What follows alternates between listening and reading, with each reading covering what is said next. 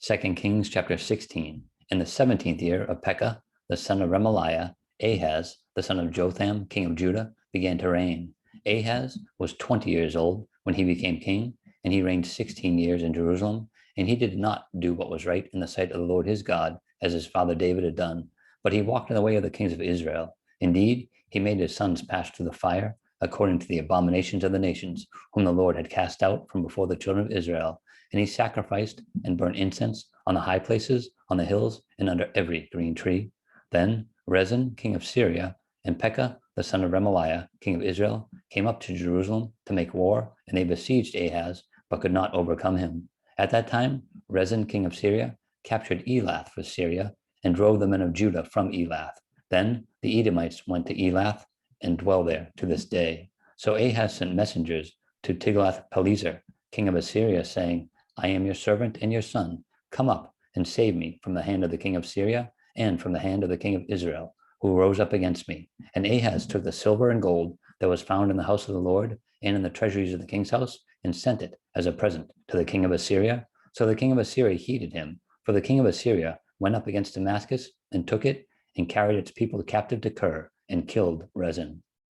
Now King Ahaz went to Damascus to meet Tiglath-Pileser, king of Assyria, and he saw an altar that was at Damascus, and King Ahaz sent to Urijah the priest the design of the altar and its pattern, according to all its workmanship.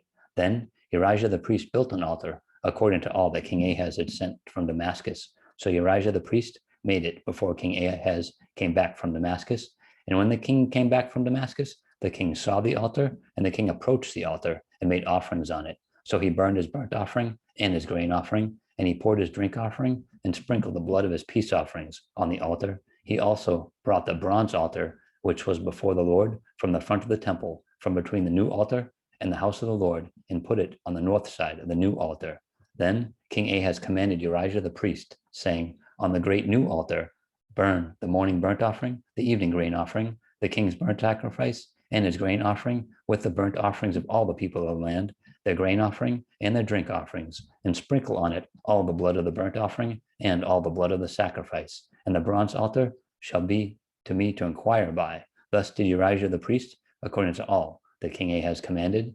And King Ahaz cut off the panels of the carts and removed the lavers from them, and he took down the seat from the bronze oxen that were under it and put it on the pavement of stones. Also, he removed the Sabbath pavilion, which they had built in the temple, and he removed the king's outer entrance from the house of the Lord on account of the king of Assyria.